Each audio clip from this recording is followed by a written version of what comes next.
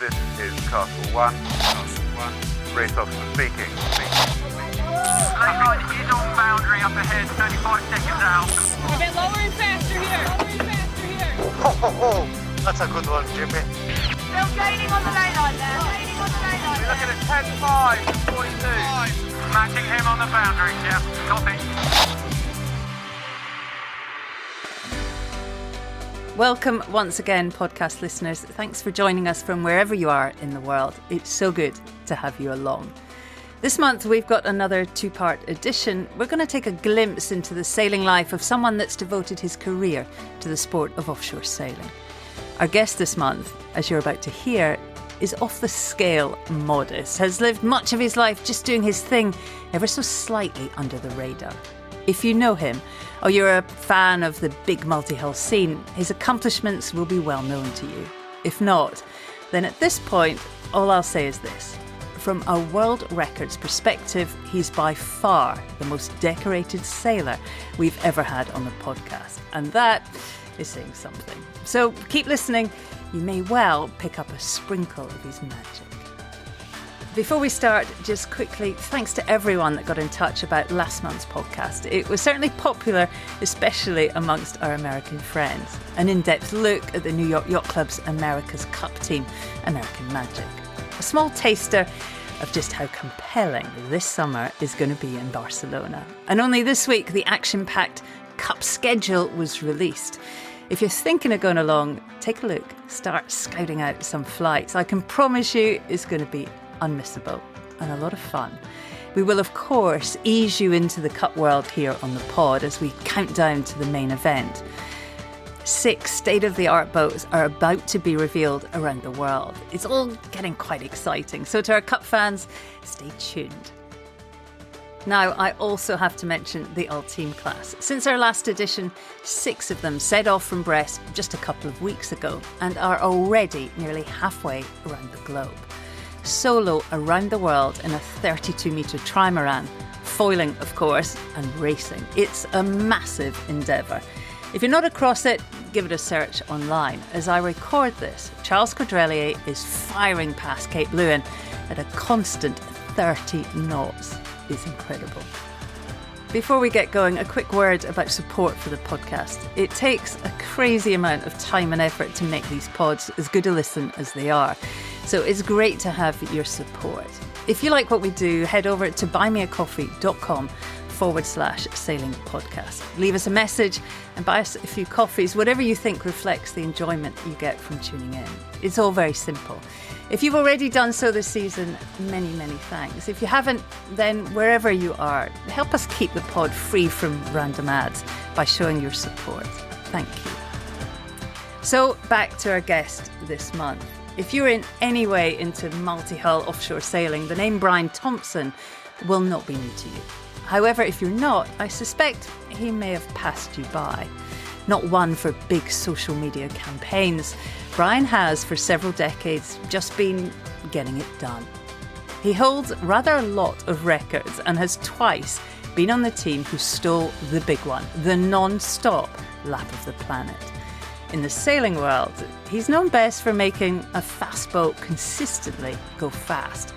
Faster, in fact, than many of his peers, which is pretty handy when you're racing against the clock. He's also known for his calm demeanour, for his unflappable nature. And perhaps most importantly, he's regarded throughout the sailing world as actually being a really nice guy.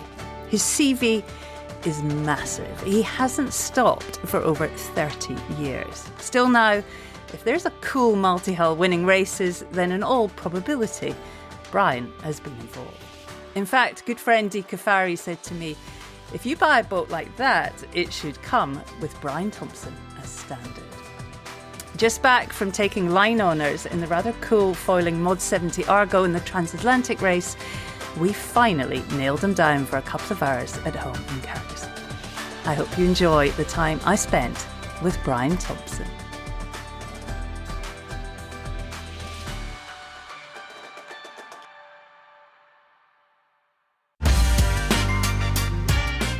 Unless there's 10 knots of wind, you're always on your toes with a multi-hull. Steve Fossett, went sailing, and typical of Steve, right from that moment, his goal was to break the round the world record, before that was even a thing. I remember on PlayStation I could be down below and feel like, you really should drop the Traveller 6 inches or something. Brian, thanks for joining us, crowbarring this chat in between trips away. I mean, you're a tough man to pin down, and with good reason. You're just off the plane from a blistering sprint across the Atlantic, winning the Rourke Transatlantic race in the Mod 70 Argo.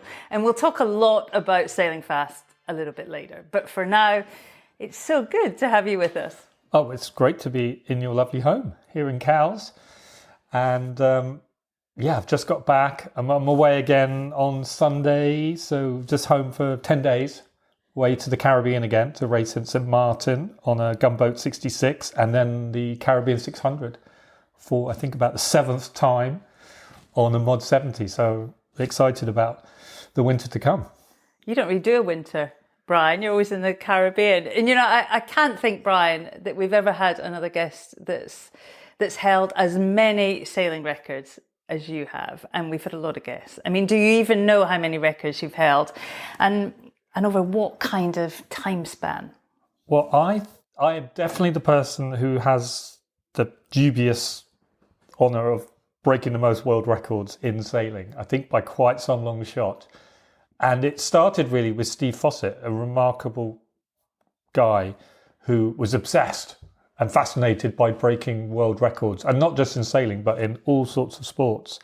So I think it really started with him, and we probably got 15 world records with Steve, and then later on with Lloyd Thornburg on Phaedo, we got another 10, perhaps 11. And then sometimes I've done the same record multiple times, like the Round the Isle of Wight record, I've probably done 5 times. Round Britain, probably 3 times. Round the world twice. So in all, I've probably broken near 40 world records and probably still hold about 11 in the great book of the World Speed Sailing Record Council. I'm excited to hear a lot more about that, and also about Steve Fossett. I have actually read his book in preparation for this, so dying to hear more about him too. Now, Brian, we are sat in Cowes, which is home for both of us, although it's rare though that you're actually here. I mean, there is literally a couple of miles between our front doors, but we started talking about a podcast appearance I think a year ago. You, more than many people I know, you live out of a suitcase. I mean, how do you find that now? All that travelling around and still doing it, as you mentioned, a pretty full-on rate. How is that? Yeah, I'm surprised that now I'm at 61 years old and I still love it. And excited about doing the Caribbean 600 again. There's always new competition. The boats are always getting slightly better. You're sailing with different crew. And it's always a interesting challenge. And then you think, well, if you didn't do that, I'd still need some other challenge, I think. I'd get quite bored just at home all the time. So I like traveling and I love sailing, and I'm really fascinated by racing. So that fills up a lot of my time, and then time with my kids, which is wonderful. They live on the island like your kids, and now up in Winchester and one at university. So when I'm not sailing, I love spending time with them. Brian, podcast research usually leads me online. After that, I maybe a book or two. I look through some sailing results, and it's not too long before I have a pretty complete picture of our guest. But that's not been so easy with you. You're pretty stealth and notoriously modest. In fact, your Wikipedia page, it needs some editing if you got a spare hour. Amusingly, to anyone that knows Brian's career, it states, and this is a quote, he sailed a lot on multihulls. So a bit of an understatement. We're going to have to put that modesty on hold for a bit. I'm going to start by asking you to put yourself in context for our listeners. Where do you sit in the world of sailing? What's your area of expertise? Well, thanks for doing all the research. I'm sorry it's been so obscure and difficult to find. And that's right, I really should update a lot of things because it'd be interesting to do that. But what is my area of expertise? I would say the longer the distance, the more I enjoy it. The more tricky the boat, the more I enjoy it. So basically the more complex. And also the more short-handed it is, the more I enjoy it. So bring on the difficulty, and I love that. But my great love is probably multi-hulls, and that's where I probably have more knowledge than many people outside France. Really, that's probably my USP of being the non-French big multi-hull expert.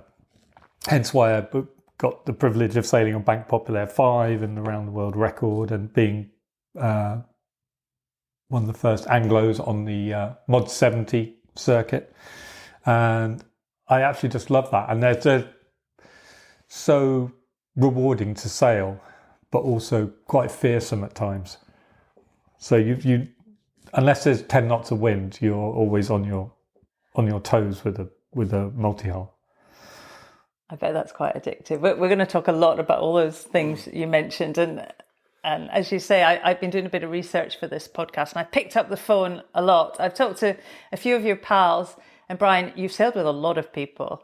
And without fail, everyone I've spoken to jumps to just how brilliant you are on a boat. But amusingly, some of them mention on land, it's not quite as together, that you struggle a little. I mean, is that fair? Are you always misplacing things? I've heard tales of, lost laptops and leaving your chargers everywhere. I mean, maybe your head's always in the boat.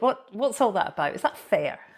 I think they've got a good point. I'm always perhaps thinking about sailing or really focusing on doing a great job at that, and therefore sometimes some things fall through the cracks. I think there was one trip I did where I brought my boots along, but I had 2 sets of boots, and unfortunately I brought two left boots along on the trip, which amused everyone very much. But that packing for the trip wasn't my focus. I was probably looking at the weather more intently. I did hear that story. Apparently you were somewhere very cold and spent the entire trip in Crocs. That story did make it. I mean, you've had a remarkable career. You are, of course, one of modern sailing's most respected offshore sailors. But I'm right that you didn't grow up with a view of the ocean and sound of seagulls, did you? You took to sailing at a young age, but nowhere near the sea. Tell us about growing up and what prompted this early adoption of the sport. I grew up near Ruislip, which is near Heathrow Airport, which everyone will know. And the only seagulls you'd see was when there was a really big storm and they'd blow in from the coast. And I remember we went on a gravel pit when I was about 2.5 years old, sailing in a Hornet dinghy with my mum and dad. And I just remember that vividly now, steering the dinghy. There was about 1 knot of wind or something, but that was just an amazing feeling. And I do have a memory that goes back a long way to since I was 1.5. And all my first memories of something of the water, even though it was only those times that we went, say, on the ferry to Ireland or ferry across the channel, or to that trip in the dinghy. But I think I've always had an affinity to the water and the sea, and it's something genetic. I think it's just hardwired into me that I'm just fascinated by it. But I never really lived till I went traveling. I never really lived by the sea, so. I think like quite a lot of your guests, they didn't necessarily live right by the water, but something drew them to it. Your parents were into it? Yes, my dad grew up in Northern Ireland, and he didn't do any sailing until he went to the army, and they taught him how to sail. as sort of adventure training there. And he went on the Island Cruising Club in the Hoshi, which is out of Salcombe. And that was a sort of formative experience for him as a young man.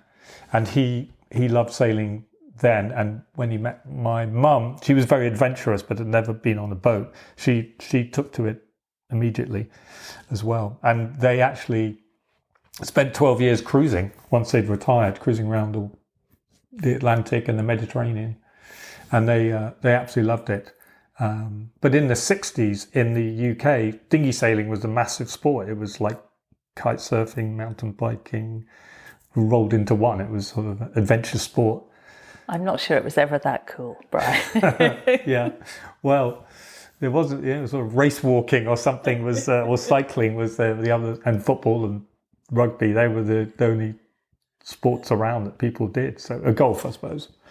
So it was pretty exciting to get out on the water.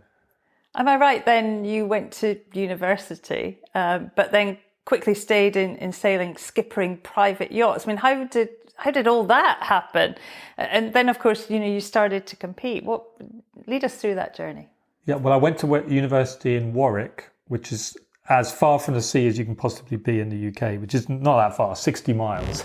But we never went to the sea. But I did do the team racing, which most people will be familiar with, in Larks and Fireflies, very popular in the States too.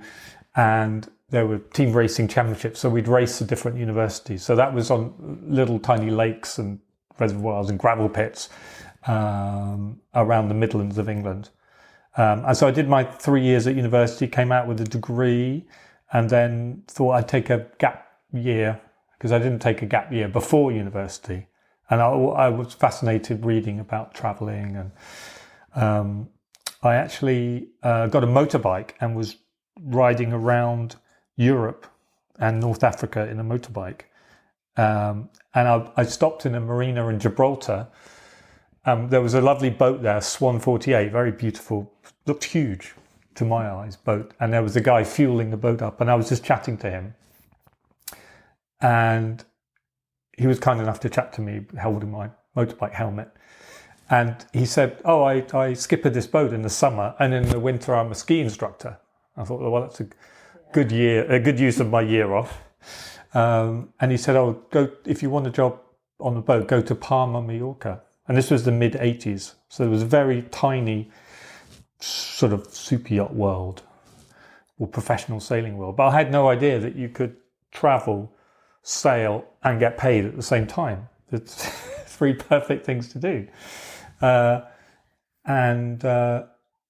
I went to Mallorca and then walked the docks and got a job on a big racing boat called Mistress Quickly, which was very famous in its time and had the all-star sort of crew.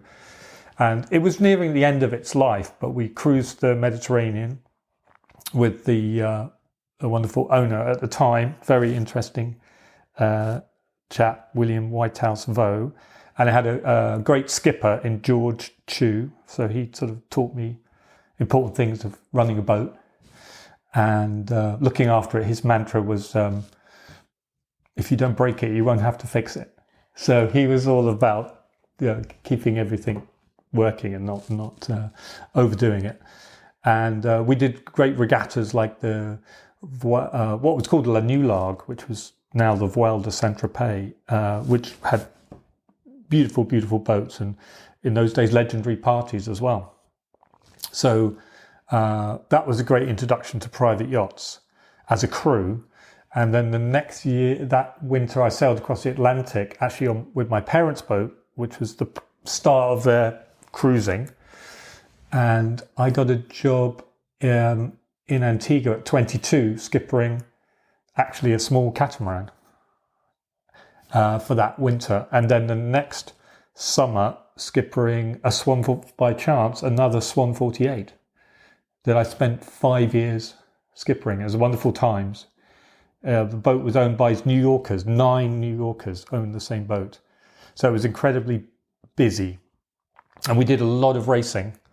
We did, we won our class in the Newport Bermuda race. We won the Pineapple Cup, the race to Jamaica overall.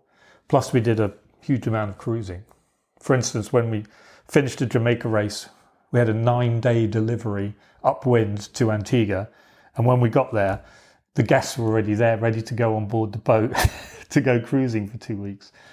But I was in my sort of mid-20s, and it was great fun and a great to do. And I really enjoyed, cruising the Caribbean, but more so the racing. And I was a voracious reader of everything you could about navigation and Whitbread races, and learning as much as I could. Quick learning, Brian. You've gone from sailing dinghies in the inland waterways of the UK to navigating and running a boat. It's impressive. Yeah, that was only in about a year and a half or something like that. And maybe now it would be more tricky. You'd have to do courses and work your way up. But I think there's so many opportunities out there. There's so many more yachts in the world. But it was a bit more unregulated then. So I guess at 21, 22, you could skipper a boat. Maybe now it would be harder. Quite quickly, though, Brian, you were into offshore sailing. What was it about racing offshore that really gripped you? Well, I'd really enjoyed the transatlantic trip I've done 2 deliveries transatlantic, and the races like the Jamaica race and the Newport Bermuda I'd mentioned. And then purely by chance, getting ready for one Newport Bermuda race in June, I was on one side of the dock in Newport, Rhode Island, and this crazy looking trimaran turned up with a guy wearing a beret. No, not a beret, a kind of like a peaked black cap. And he was called Philippe Poupon. And he'd just finished the Ostar race in 1988, that was, from Plymouth to Newport. And he'd gone upwind in 10 days from Plymouth to Newport. So he'd averaged 12 and a half knots upwind, directly upwind. So probably sailed at 18 knots or something. And it just absolutely blew my mind that one person could sail such an amazing craft upwind. And I had nothing, I'd done that little tiny season on a very slow cruising catamaran, but I had absolutely no idea about these racing trimarans, and it absolutely captivated me. So I was very lucky that suddenly that dock was inundated with French journalists and people to see that boat come in. And then the others, he won the race, and then the others came in, and I just became fascinated by that race, by single-handed sailing, and by racing, trying to race multi-hulls. So in fact, I had the goal to do that race 4 years later, because it's every 4 years, in 92. And I actually, 2 years later, bought a boat especially to do that race, a 35-foot trimaran. And then I did that race and actually won it, won the class, and still have a record for that size boat across the Atlantic upwind. And when you look at that race, single-handed across the Atlantic, it was won by Loic Perron in his iconic 60-foot multi-hull Fuji Color 2. But as you say, your boat was pretty tiny. When you look down the list of results, they're all like 60 foot, and then you get to yours at 35. I mean, what was that like? How did you make all that happen? Well, I after the working on a Swan 48, I did a season on a Swan 59 to be accurate, Swan 59, and that didn't do any racing. It was just a charter boat, and I realised at that point that wasn't really my thing. It was too subjective, your success on how people enjoyed their holiday, sort of. So I like the objective results of racing. And that's really, so the combination of seeing that race finish and then realising a career in private yachts forever wasn't going to be quite as satisfying, prompted me to say, well, let's have a complete change. I'm just going to get into the solo racing feet first and just buy a boat. So I found one in my price bracket that was made of plywood and wood stringers, but cold molded hulls. So it was a Dick Newick trimaran. So probably people have seen them. They're very banana shaped boats, very elegant. So I was lucky enough to find this boat, and it was in Maine. So I went up there, and there was just about a foot of snow. I'd come from the Caribbean, and I was very lucky both in where it was, which was a great boatyard, and in the boatyard was it was run by Walter Green, who was a very famous multi-hull designer and builder, and a great friend of Mike Birch. And I stayed in Walter and Joan Green's house, getting ready to sail across the Atlantic to England. And Mike Birch was also working there, and they would tell me, say that, oh, I don't want to teach you to suck eggs, but, you know. Have you thought of this? Have you thought of this? And never do that. So they gave me a wonderful safety lesson. They were probably very worried about me going across the Atlantic in this boat, but I got there safely. And then after several races, did the Ostar back in 92. And you're right, it was a really big fleet, and Loic Peyron won that race in a sort of blistering time. But I was really racing the what was the precursor to the Imoca 60s, so that showed the sort of speed differential between a monohull and a multi-hull at that time. But it was the early days of autopilots. You just had an autohelm that just worked off the compass, and it took 19 days, and the most I slept was 10 minutes the whole time. So I'd set my alarm for 10 minutes, get up, have a look around, perhaps just go back and do another 10 minutes. But that is absolutely the most I slept. But at the end of it, I felt absolutely fine. So I kind of realised that I quite like this solo racing. And you get a really good sense of achievement from doing it. My mum might not, have quite enjoyed it quite so much. I think she's pretty relaxed, your mother. She let you go motorbikeing all around Europe at the age of 20. So I think she's probably quite chilled. I mean, it's such big multi-hulls in particular. It's such a French thing, isn't it? That's what they do. And even in that race, you look at the names, as you say, Luc Perron, Francis Joyon, Laurent Bourguignon, Yves Parlier. I mean, legends in those boats. I mean, I wonder how you felt having done really quite well in that race and been part of that circus with them. Did you feel, this is what I want to do? Yeah. No, it was, such a fascinating, challenging world. And some of them are such huge characters, Loic Peyron, Laurent Bourguignon, Francis Joyon was unbelievable. That you want to sort of be part of that.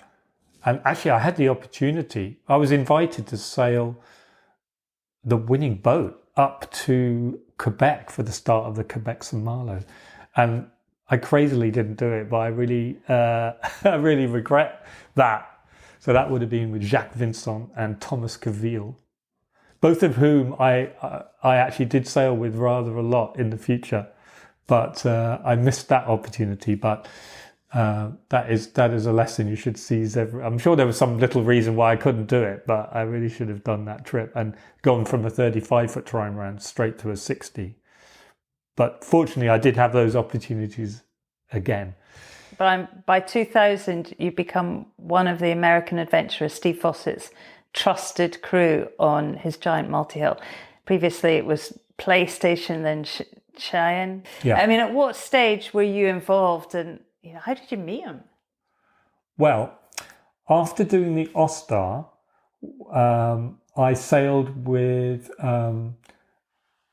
Dick Skipworth and John Chaundy, and they John had sailed against me in that Ostar in another 35-foot trimaran, and we sort of teamed up to race the Three Peaks race and the Scottish Peaks race in the UK, which are wonderful events where you have runners on board. You're allowed to row the boats. You can't motor them, but you have to row them when there's no wind or through narrow channels.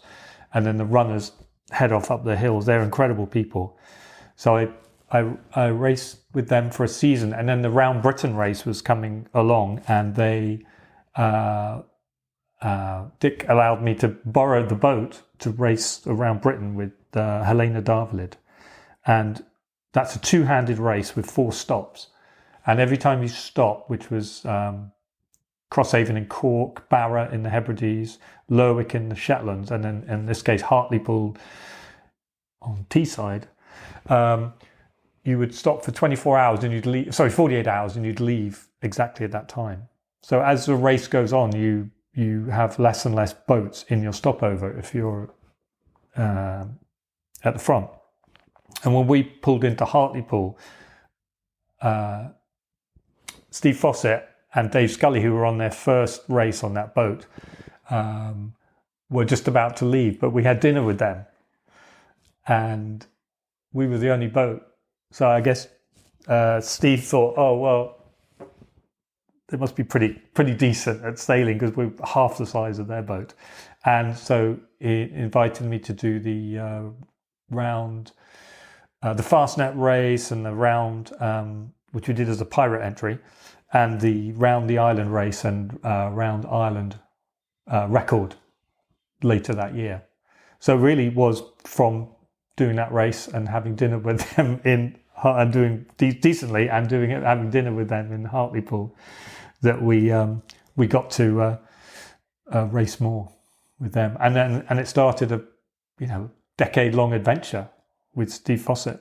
It became such a big part of your life. And maybe elaborate a bit on Steve. As you've said, an extraordinary man who sadly and famously is no longer with us. I mean, put Steve in context for our listeners. Who was he and what was he like? Yeah, well, I've never met anyone like him. I'm sure I never will. And he was very self-effacing and charming, and he wouldn't be extremely loud at a party or anything like that. But he was unbelievably driven. He'd done very well in the Chicago Board of Trade, commodity trading, one of the first to sort of bring computers to trading. And, by the time he was in his mid-40s, it pretty much ticking over. He could do what he wanted. And what he wanted to do was to have adventures and break as many records as possible. So he did, early on, he swam the English Channel.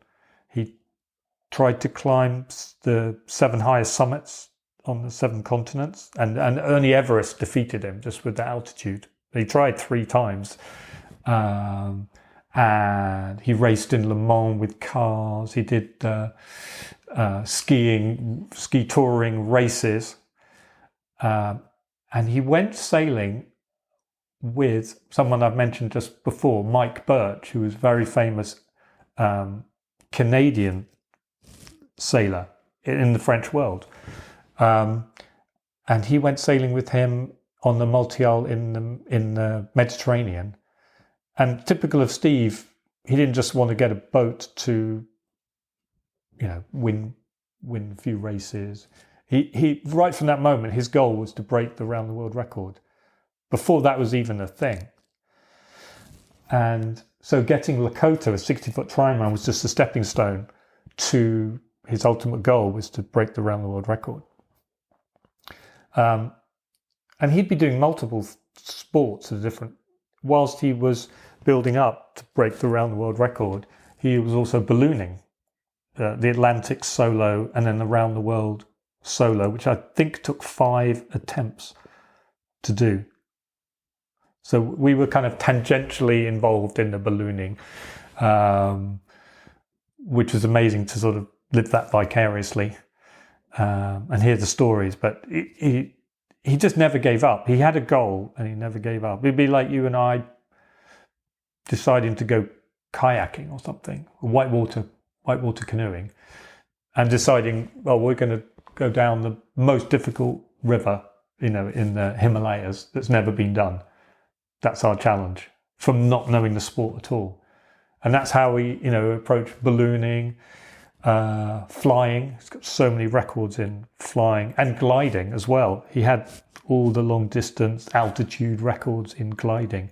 This was all happening whilst he was also running the sailing campaign. And when he very sadly died in a plane crash, he was building a submarine to be the first one to go to the bottom of the Marianas Trench in a independent submersible, I suppose, rather than a bathysphere, which I think James Cameron, the film director, was a few years later. He was the first one to do that. But what do you think? And he was trying to do the land speed record and beat 1,000 miles an hour in a car. So you'd say he was crazy to take these risks, but he was such a calculated risk taker. You know, he's not someone who'd ever go on a roller coaster or something, but he would go to the bottom of the Marianas Trench or was scouting out the location to do 1,000 miles an hour in a car. But they'd all be very carefully calculated. But there obviously is a lot of risk involved in those things. But a really, really remarkable guy. I don't think there will be someone who is so successful in so many different sports, and it's not just sort of for him. It was the technical challenge, getting the team together, doing the engineering, and he was someone who had the drive and the resources and the indefatigability to carry those out.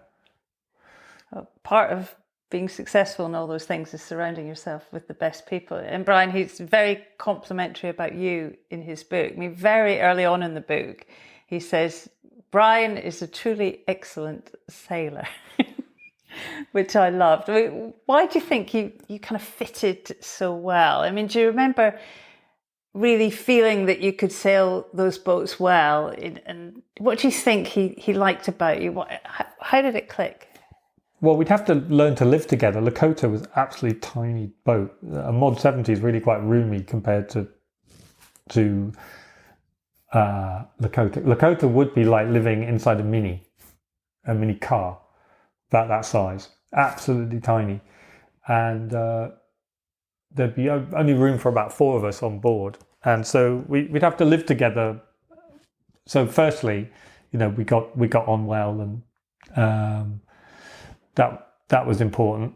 And I think he could trust me to sail the boat. I did a lot of the navigation on the boat on Lakota and Stars and Stripes, which is a catamaran for the America's Cup, before we did PlayStation. Then it became a bigger team, and we'd have a navigator, and I was a watch captain.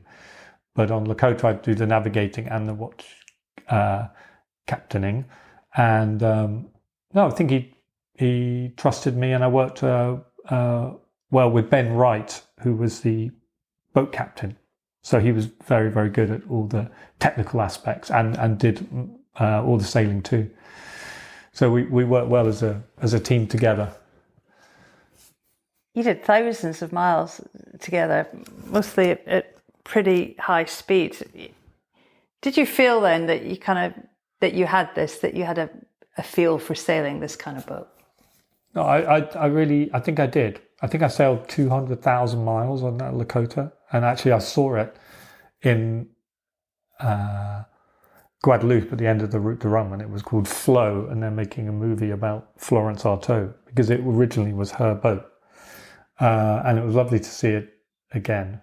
But I would really have a good feel. I remember on PlayStation, I could be down below and feel like they really should drop the Traveller 6 inches or something. And I just always was feeling the boat and thinking about it. And I think my thing was trying to make it fast, but also safe. It's quite easy to go safely. It's quite easy to go fast for a while before something catastrophic goes wrong. But to balance the boat not breaking, especially on the early trimarans, they would break quite easily. So you had to really have a feel for how hard you can push it before something structural or something in the rigging would break. Now they're much stronger. Say a mod 70, I think humans can't withstand what the boat could give you, or what the boat can take, the amount of motion. You just get thrown off it. But you could still capsize it. So on the mod 70, you're not worried so much about something breaking, but you do have to worry about pitch bowling and capsizing and those kind of things. But in the old days, it was more the equipment failing as well as the risk of capsizing, etc. So you had to really have fast but not too furious was the good phrase. I think our goal was to try to get to the Canaries in 4 days, and then that was a green light to carry on. The waves generally go at around 17 knots, so if you're doing 21 knots, you can overtake the waves, but it is quite hard work.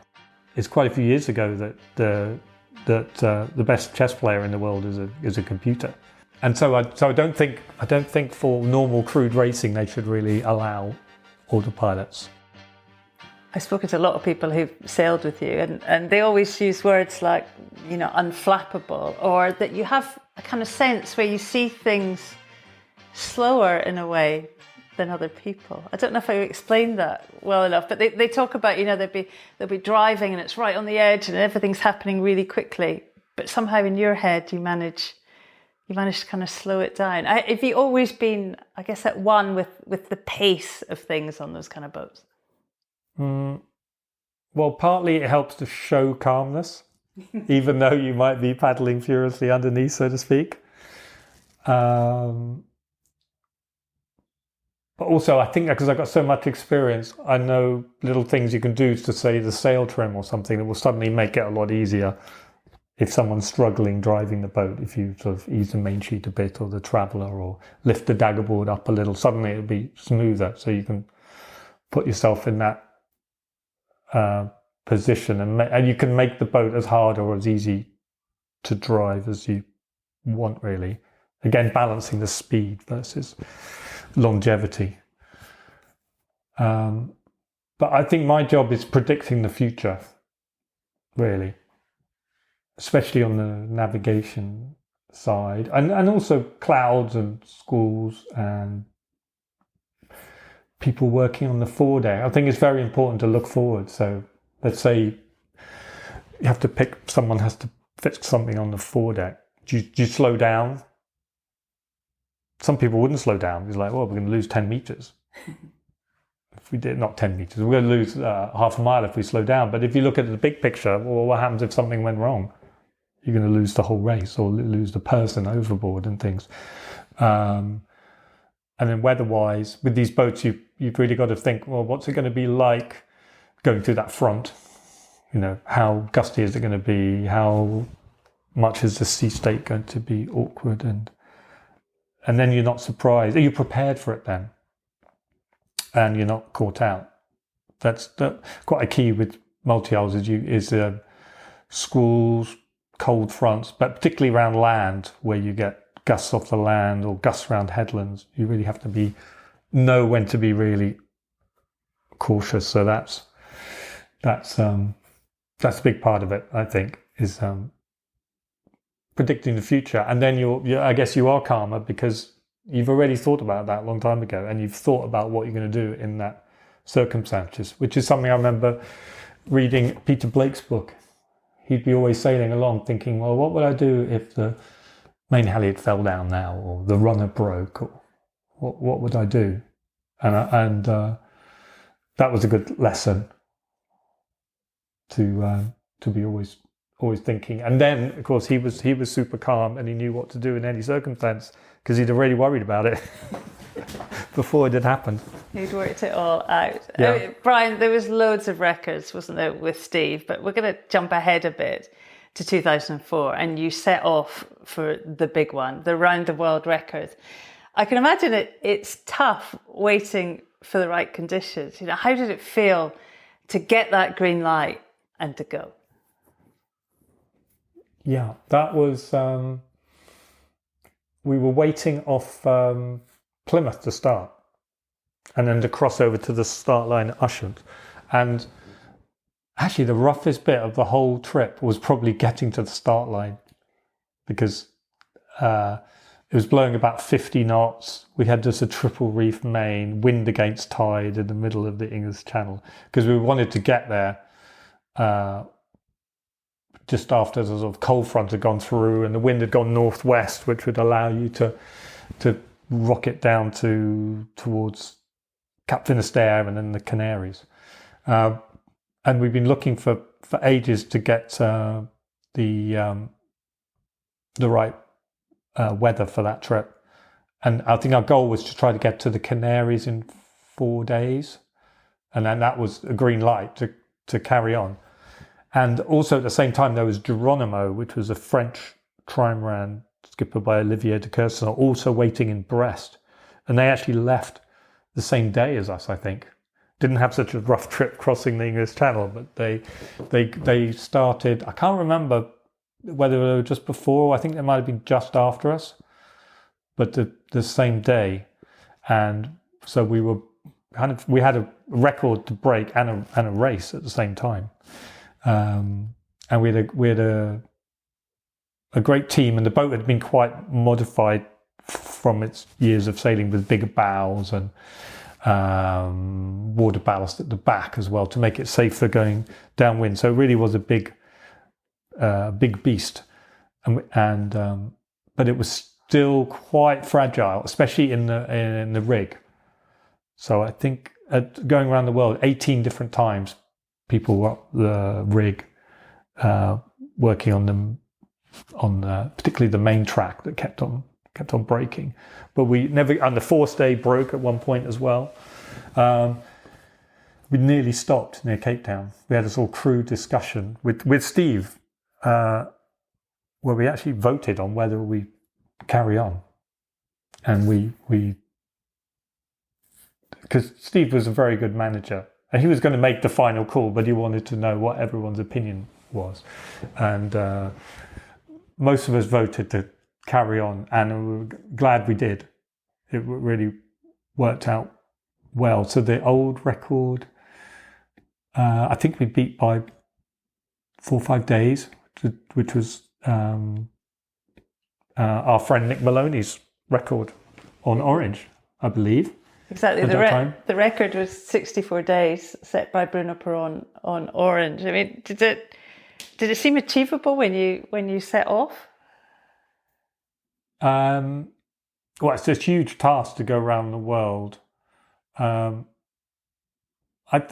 went into it with the belief that we could do it, for sure, because the record had kept going down. I don't think we were looking at going under 60 days, but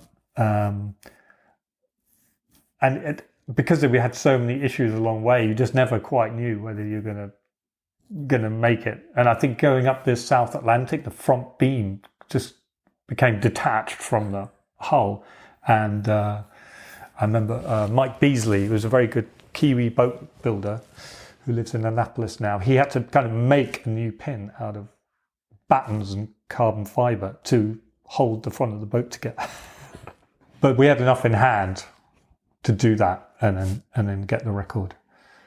It's never over till you finish. Yeah, and again, the second roughest part of the trip was crossing the line at Ushant in the wind against tide at Ushant. It was absolutely crazy, but it was one of the definitely highlights of my career. Great team, and first time I'd sailed non-stop around the world. I mean, as you say, from a purely sailing perspective, you smashed the record. You took almost 6 days. I mean, it's 10% of Bruno's record. Describe that moment when you crossed the line. The boat had held together and you'd all done it. Yeah. Oh, that was it was daylight we finished, which was lovely. And Ushant, the island of Ushant, was just to leeward. And we'd got through these terrible overfalls, and we got across the line past the lighthouse, and we were all absolutely jubilant to do it. And we sailed back to Plymouth, and we had a good dinner. And unbelievably, and very typical of Steve, The next day he flew back to California. I think he was 62 then, so he's pretty much the same age as me now. And the day after that, after sailing around the world, being on a boat for 58 days, flying back, he'd ran a marathon. It's unbelievable. I don't know who else would do that. It's incredible. He'd hardly moved his legs for 58 Hardly, days. and he did it. And he wouldn't have done it very fast. And he wouldn't claim to be a fast runner or fast swimmer or anything like that, but he just did it. Yeah, his motivation was incredible. He'd never give up. It didn't go down too well in France, though, did it? Breaking the record. It all got a bit political. I mean, you've broken the record, but weren't awarded the Jules Verne Trophy. What was the feeling in the team when all that went down? Well, yeah, some people were and still are a bit upset by that. And it was some politics about the Jules Verne record. You had to pay a fee to do the record if you were new to it. But if you were on the committee, you didn't have to pay the fee unless you broke the record. And I think that included some of the people that were racing against us. And I think Steve just found that unfair. And I guess as a businessman, he thought, as a strategist, he thought, oh, well, we're not very certain to get the record. You know, it might be a 50-50 shot at best, so maybe it's not worth spending the money on it. You know, with perfect hindsight, he probably, knowing that he was going to get the record, he would have paid that entry fee. But he felt it a bit unfair that he had to pay and other people didn't at that time. But really, he was all about world records. So the romance of the Jules Verne Trophy wasn't really of interest to him, but it was to a lot of the rest of the team. And I was lucky enough to win the Jules Verne Trophy another time, to have that opportunity, but not everyone did, and it's a shame it can't really be awarded retrospectively to Steve. But actually, it was awarded to Olivier because he broke Bruno's record, although did a slower time than us. So it's all quite complicated. So it probably can't be sorted out retrospectively now, but the people who did it should definitely feel very proud of, and I think they could say they're definitely world record holders, and they broke the Jules Verne record as well. I mean, sadly, of course, Steve died just a few years later in 2007 in a tragic plane crash. I mean, I suppose he was always going to go in dramatic fashion, but how tough was that time for all of you that spent all that time together? No, it was very tough because he just disappeared on a very small plane that he was flying solo and not trying to do any records or anything. I think he was actually just going for a plane ride, and perhaps with the intention of looking at, because he was in Nevada, looking at lake beds to do his 1,000-mile-an-hour land speed record. So he just took off, and the plane didn't have any GPS, and he just never came back. And so there was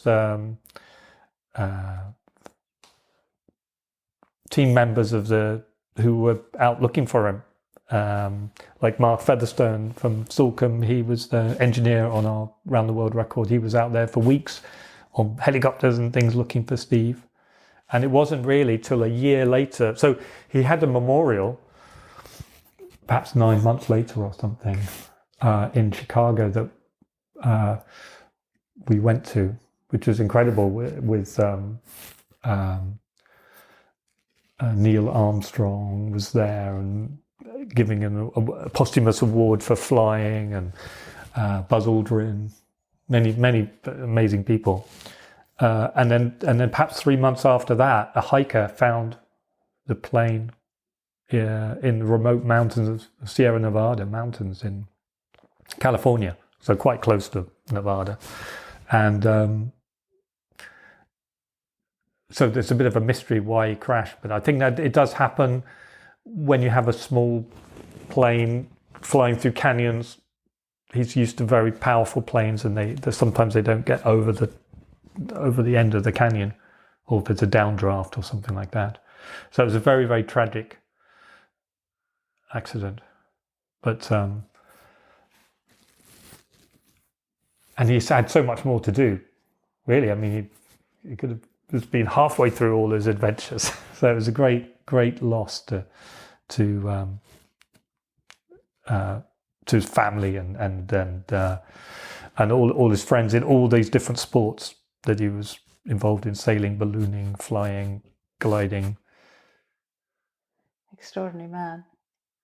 Brian, you then went from that to the curious race that was the Oryx Quest, the start and finish in the Middle East. Talk to us about that race, a race which you won, of course.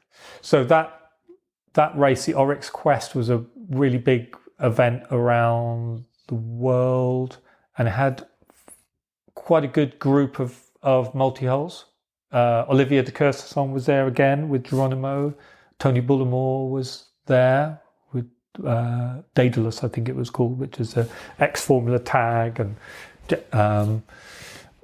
Enza as well, would have been extended. And so now I was the skipper of this boat, and what was exciting about that was that it was a mixed crew. I'd sailed it actually before, got transatlantic record. Well, no, got the 24-hour record, various other records with the team. No, we had a really interesting race because starting and finishing in the Middle East is really quite light airs there, and then you're having to go through the Indian Ocean, which was really quite eerie because it was just weeks after that devastating tsunami. So the ocean was just littered with debris. We had to be very, very careful. But some of it was quite moving. You know, it was people's sandals and house roofs and things. So that was our trip down to Australia. Was very tricky getting through all the floating objects there, and then going around Australia. I think Olivier de Kersauzon on his boat had damage to the beam and pulled in, and then we entered the Southern Ocean. Usual crazy, fast, cold sailing in the Southern Ocean. Then up to Argentina, where we had a turning mark. Then a leg from Argentina down below Cape Town, which is quite unusual to sail so close to South Georgia. It's very icy there. And then we had to deal with a hurricane near Madagascar. We really had to alter course to sail thousands of miles to avoid that. But we had a really great team on board. Some big names. And for you, Brian, you're very much in demand. I mean, straight off the back of that, you sailed some Volvo Ocean Race miles with Mike Sanderson. The Southern Ocean leg, the toughest leg on ABN AMRO. I mean, how different did you find the ocean race to the sailing that you'd done to date? Well, the ocean race, I've always watched it with interest since the first Whitbread, and read a lot of books about it. And so it was really by chance, again, unfortunately, Mark Christensen, who was one of the watch captains for Mike Sanderson, had broken his arm, maybe his leg, I think maybe his arm, in the first leg. And so they needed someone to jump in. So I just came in as a helmsman for that leg.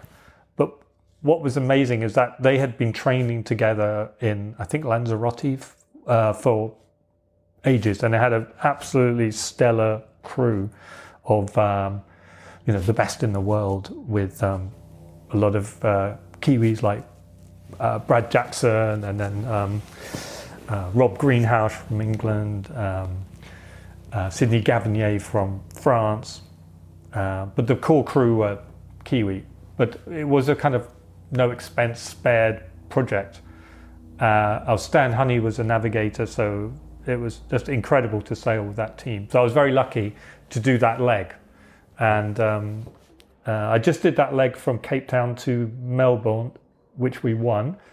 And and then Mark Christensen came back for the rest of the race. But it really was a highlight of my career to do a leg of the Volvo Ocean Race, as it was then, and with such an accomplished team. So I really enjoyed it, and it led to other things as well associated with Mike Sanderson in the future. A brief look at a press release from that Volvo, and it's quite interesting. Leg 4, ABN AMRO 1, headed south out of New Zealand into the Southern Ocean, losing miles until the fleet came together at the ice gate, where you were in front. The reason I mention this, Brian, is that in the press release it says ABN AMRO 1 was optimised for reaching, but now she was showing the best numbers downwind. And I'm wondering, Brian, knowing what other people have said about you for this podcast, how much of that was down to you? Oh, well, actually, I think I was a pretty good downwind driver on that boat, which I wasn't really sure if I would be, or if I was really qualified to race with these legends of the sport. But I think all the multi-hull sailing I'd done really made me very good at apparent wind sailing and overtaking waves, which now these Volvo 70s were getting quicker and quicker, and they weren't just surfing the waves. The waves generally go at around 17 knots. So if you're doing 20 knots, 21 knots, you can overtake the waves, but it is quite hard work. On a trimaran doing 30, it's fairly easy, except for the bigger ones. So I think I was actually quite good at keeping the boat in the groove and getting over the waves. So I think I held my head up in that illustrious group, which I was pleased about at the end. And it was an incredibly well designed boat by Wan Kay, and very well developed by the whole team. So it was the class act of that race, and I think only its sort of sister ship had twin rudders as well. I think the others might have all been single ruddered far boats, and that made it, obviously better reaching, but also more controllable downwind as well. I want to talk a bit more about your driving prowess. So we have a good mutual friend, don't we, in Dee Kafari. I mean, you've done a lot of ocean miles with Dee, a multiple Volvo Ocean Race sailor herself. Dee was one of several people that mentioned your ability to consistently eke out an extra click or two of boat speed out of a boat when you're driving. I mean, lower and faster downwind. Where does that skill come from? Is that a feel, Brian, or an ability to concentrate, or what do you think that skill is? I think it's concentration in the right area when you're VMG sailing. I really concentrate on getting the maximum VMG, where there's a sweet spot where if you go another half a degree lower, you're just going to fall off the cliff and stop. You could be a little bit higher, sail 2 or 3 degrees higher, and you're doing a nice boat speed, and it's all very easy. But to be gaining that extra 1 or 2 degrees of depth, you have to play with fire of falling off the cliff, and I really enjoy that. And I kind of look for visual clues in the daytime to really help with that. So I'm really looking at the telltales a lot downwind. The leeward telltale, the leeward telltale's almost falling down all the time, so I'm actually at the bottom of what the sail can do. So particularly in sort of light air, you can make quite a big difference. You could be sailing at 127 instead of 123, and that will make a massive, because it's such bad angles anyway, that can make a massive difference to your VMG against a competitor. And at night time, I'm kind of imagining the waves that I'm trying to climb and then go. And a lot of it is not steering too much. It's keeping exactly on the right angle, the right apparent wind angle. Which, as I've now recently sailed with very good autopilots on the Class 40, you realise the autopilots are incredible and that they just absolutely keep the boat at a steady apparent wind angle, and they are quite hard to beat. Night, they are very hard to beat. I was going to ask you about autopilots because they're pretty clever now. Yeah. But can they beat Brian Thompson? I think they can in the nighttime, and especially when you're a little bit tired and you haven't got the visual clues of the waves and the telltales, which I use a lot. So I think they can win in the nighttime, not yet in the daytime, but I don't think it's far till they're hard to. Or like chess, it's quite a few years ago that the best chess player in the world is a computer, and makes the most interesting moves as well. But it's probably the same going to be in autopilots. And so I don't think for normal crewed racing they should really allow autopilots, because that's going to take one of the most fun things out of sailing, and most challenging, and differentiating different crews and different sailors. But for short-handed sailing, it's a real game changer. We're going to leave Brian there for now on some very wise words and an opinion on autopilot that if you're as good as Brian is, you're more than entitled to. Next edition, Brian takes us on another lap of the planet, single-handed this time on his successful Vendée campaign, and then again crewed on board Loic Perron's record-breaking Jules Verne lap. A lot to look forward to. If you've enjoyed the podcast and you'd like to show your support, then please do head over to buymeacoffee.com/sailing podcast. We work hard to bring you this quality ad-free listen. It takes time and a lot of work, so it's lovely to have your support and your messages.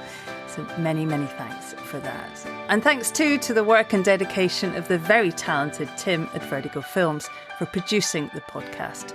Tim, as ever, a busy man going the extra nautical mile to make the podcast happen.